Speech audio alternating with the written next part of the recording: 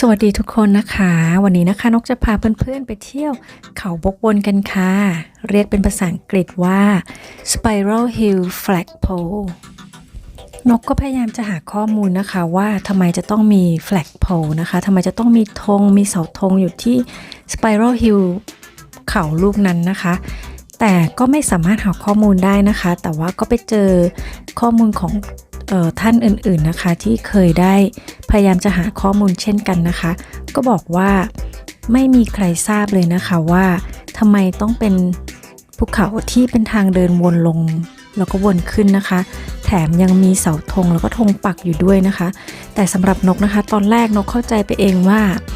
มันน่าจะเป็นอะไรที่เกี่ยวกับทหารนะคะเกี่ยวกับพวกกองทัพในสมัยโบราณแบบนี้นะคะแต่ก็อย่างที่บอกนะคะไม่สามารถหาข้อมูลได้แล้วก็ท่านอื่นๆก็ไม่สามารถหาข้อมูลได้เช่นกันนะคะท่านอื่นถึงกับไปตามพิพิธภัณฑ์แล้วก็ไปถามเจ้าหน้าที่นะคะหรือว่าแม้แต่กระทั่ง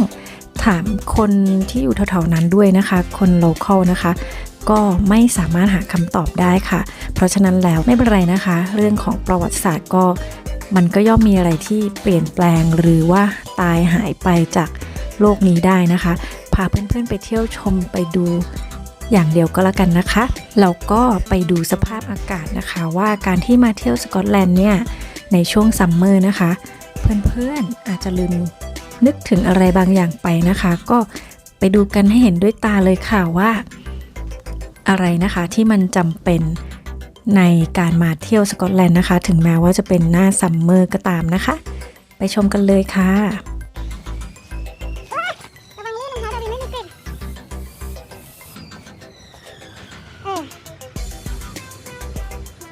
รองเท้านักเรียนไม่มีลูกดอกระวังหลังด้วย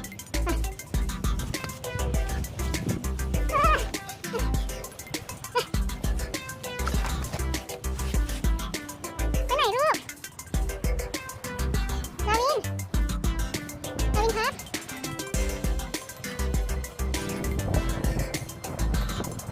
ดาวิน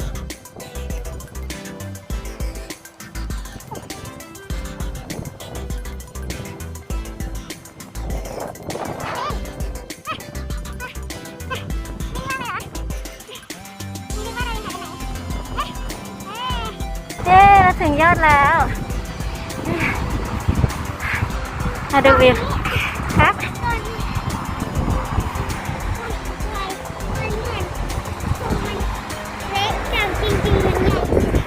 ก็ตอนเราอยู่ไกลมันก็เล็กสิ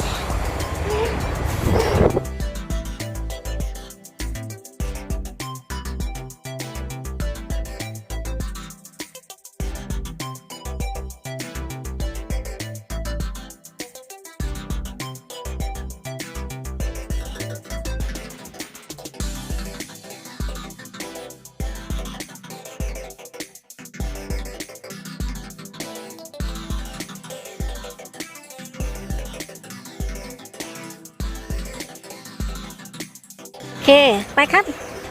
เราจะเริ่มลงสไปรัลนะคะนี่ที่จริงเราจะวิ่งลงก็ได้เนาะแต่ว่าไหนๆก็มาแล้วนะคะมองทางด้วยลูกมันก็จะเป็นทางหมุนลงหมุนลงหมุนลงหมุนลงซิปเปิลเนี่ยไหนลงมาจากชั้น2แล้วอยู่ชั้นล่างฮะเกือบแล้วครึ่งทางแล้วนะคะเดินหมุนมันไปเป็นที่ออกกำลังกายนะคะไว้ออกกำลังเขามีที่เผาอะไรไม่รู้นะเห็นเยอะมากเลย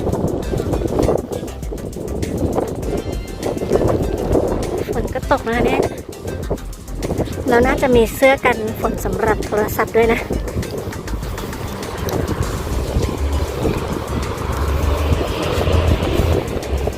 แต่ก่อนมันก็มีนะที่เป็นพลาสติก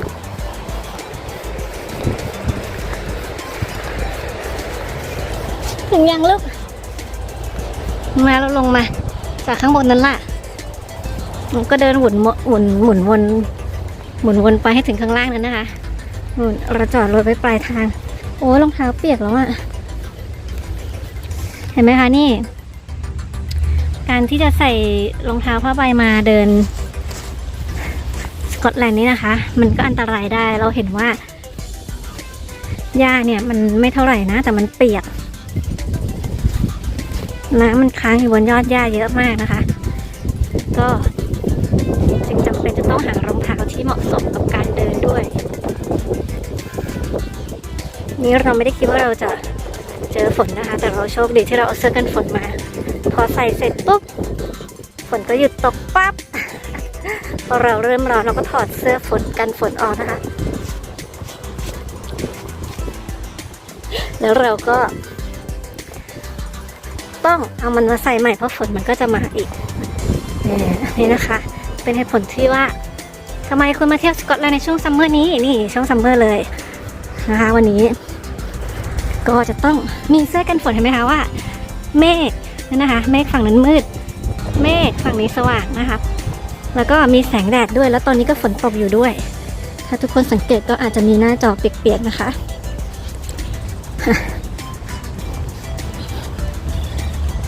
เราก็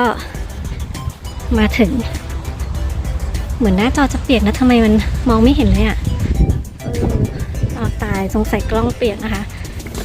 เราก็มาเข้าป่ากันแล้วดูสิต้นอะไรเนี่ยนี่ใช่ต้นอะไรต้นอะไรนะลูก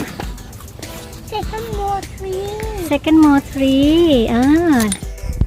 สุดท้ายนี้นะคะก็หวังว่าเพื่อนๆจะชอบคลิปนี้นะคะ แล้วหากเพื่อนๆอยากไปเที่ยวไหนนะคะ ก็บอกนกมาได้นะคะ หากนกสามารถพาเพื่อนๆไปได้นกก็จะพาไปเสมอนะคะ ถ้าอย่างไรแล้วนะคะก็ขอให้เพื่อนๆช่วยกดไลค์กดแชร์กด Subscribe กดกระดิ่งเป็นกำลังใจให้กันนิดนึงนะคะ